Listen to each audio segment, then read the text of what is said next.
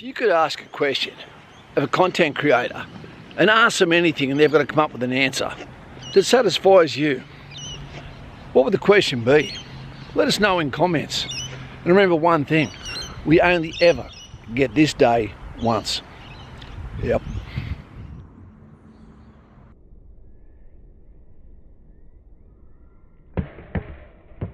Oh yeah. So let's get to the first question, and it was asked by Cobra Kai from Patreon. And here come the Globo Gym Purple Cobras led by White Goodman, all business. Mate, he says that he loves channels like No Duff Industries, which is gone right now. Made some really great videos, but they were sort of rudimentary. I'm a tactics and leadership kind of guy. Now he asked, do you think that the military should have the ability to have licenses for YouTube channels? I mean the soldier on the ground, from all corps. My answer to that is categorically yes, and I'll tell you why. Because recruiting is doing a particularly bad job at the moment. Really bad. Totally woke. And it ain't working. We're offering soldiers $50,000 just to stay enlisted. We put up videos of bullshit, of people in makeup. It's like it's there to appease people and tell them it's not going to be that hard. Being fat is still okay. Being transgender is still okay. It's not. You're going to be able to do the work. The battlefield is absolutely discriminatory and it will absolutely punish weakness. So why not have YouTube channels that are actually sanctioned by the units they're in, where they've got some people and all it is capturing those moments. The soldier in Kapuka, the soldier in the School of Infantry, the soldier going through training, the raw emotions. Naturally it'll have to be screened, especially initially, to make sure there's nothing that's counterproductive to the reputation of our fine forces and to the footsteps of the Anzacs. So let's get to it, let's get it done, and let's advertise the right graft, the right toughness, the right adventure that actually attracts people, not repels. The right people, the ones who will be able to do what it takes on the day that the politicians failed. So Cobra Kai, the answer to you is yes, YouTube should be allowed, and you know what? Almost every other country does it. Why don't we? No idea. Kirby Hamilton asks, great question so far. Also a Patreon member, he's the Jester.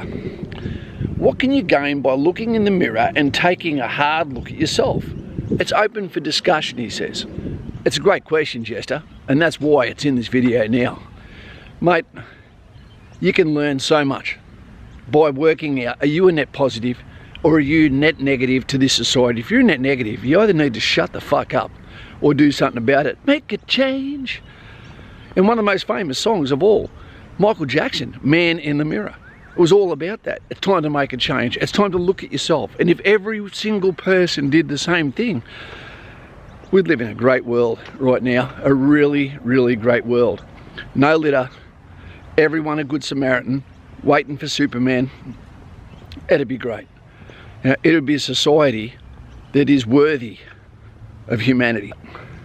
Did you know the Romans used to have a contemplation room where they would have busts, plaster busts of their relatives that used to sit in that room with no distraction, and men would go there and think, have I contributed as much or more than my ancestors? If they were watching that right now, how would they judge me? As a positive, as a negative, as a dead branch? So the answer to your question is everyone should go from here right now, cancel my video and go and listen to Man in the Mirror from Michael Jackson. It's emotional, it's beautiful, it's raw. It's one of the best songs I've ever heard, and you should listen to it every single day before you start the day, because I don't give a shit if you're not a morning person. It shouldn't take that much effort to do the right thing and be a positive for society. So to Kirby Hamilton, the Jester, I say to you, it's time to make a change. We all can, and we all should, and never stop. When I look in the mirror, what do I see? I see someone who's trying to make a difference in others' life by having a voice, by creating a platform, by answering calls, by speaking to those that feel unheard. I have regrets in my life, absolutely. You know, there's things I'm embarrassed about, ashamed of. There's things that I'll never confess. But at the same time, as long as you're trying and moving forward, as Cher said, you can't turn back time. So let's worry about today, let's worry about tomorrow. Let's make a change, make a difference, look in the mirror and weigh yourself, because one day justice may be weighing you a lot heavier than what you do. So this is the Bat Phone. If you want to put questions up, or you can put them in comments, or you can get in touch with me for a one-on-one coaching session on the Bat Phone. Links are below. The next question is from Jake, spelt wrong. Jake asks, how to set the right expectations from a work day? What is the only thing you would pass on if we all disappeared tomorrow? Interesting question. Is working less really such an amazing thing as people say it is? And do we love enough? So there's a lot in that question. What I would say is retirement is not what you think it is. I'm retired. I am financially in a position I can travel if I want, but I've got expectations, I've got responsibilities, I've got a daughter. So what do I do to make my day feel worthwhile? And that is micro changes that will affect tomorrow is what I do. Not only do I look in the mirror, man in the mirror, but I also think about positivity. How will people perceive me today?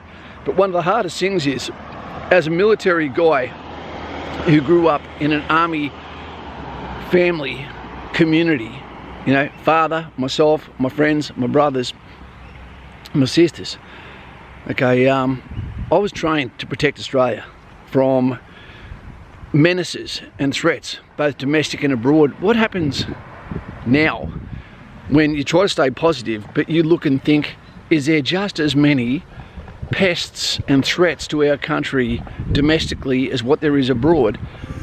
I want what they want. And every other guy who came over here and spilt his guts and gave everything he had once for our country to love us as much as we love it. And you're not allowed to do anything about it. You're not allowed to say anything about it. Otherwise you become a conspiracy individual, you know, tarnished by everyone who wishes everyone would speak the truth but cannot tolerate the actual truth. What is a woman? Don't get me started. Do we love enough? I would say yes, but I don't think we love ourselves enough. What do I mean by that? Love starts with appreciation, I believe.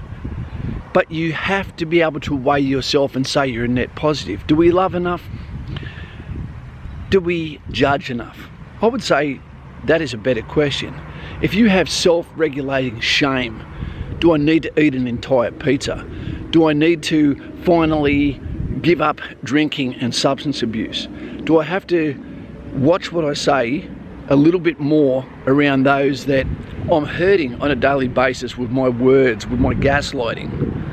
Am I letting myself go to shit when you consider it's an absolute miracle that you exist at all? When the most important topic in this world seems to be abortion and transgender. What the hell is going on in this world? That is whack, that is bullshit. What do you reckon in comments below? Do we love enough? I would say we love enough. I'd say we don't communicate enough. We don't look at the little things. That's what she said. If we gave as much love to others as what we gave to our pets, what a great world that it would be, huh? Start your day with that positivity. Look in the mirror. Listen to Man in the Mirror. Say you're going to make a change. Waiting on Superman, another great song that you should listen to. But keep life simple. You don't want to be a celebrity. You don't want to be a movie star. You don't want to be a famous singer. Just be good at what you do and love the people around you, and you'll be okay. To have a good life, you've also got to have goals. What are your goals? One of my goals is to be able to set my daughter up for financial success, not because I want her to be rich, not because I want her to have big houses, but because I want her to have options. How am I doing that? I'm doing that through the share market. That's what I'm doing. I'm setting her up with passive financial freedom for the future. She's about to turn 12 years old. The work I do in this lifetime can break the cycle and actually give her the options that a lot of people never had. And that could be the option to go into a career that doesn't necessarily set you up for a career after it. It sets you up to be a good human being. And that's enough. That's why I love the military. Brotherhood, selflessness, can't be jack. Fitness, geopolitics, preparedness. Be dangerous, but with a smile.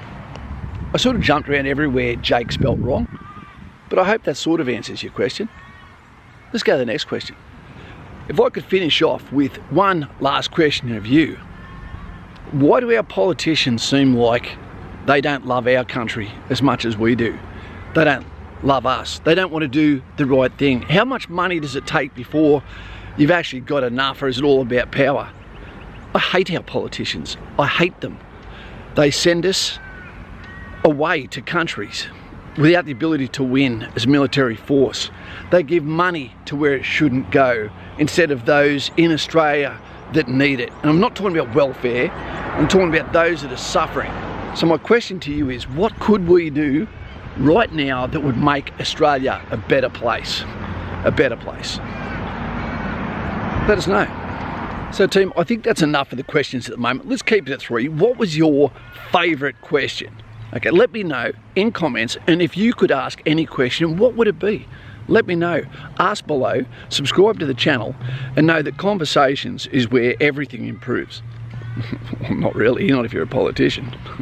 See you later. That's Kaz from In the Trenches with Kaz. I'm in your corner.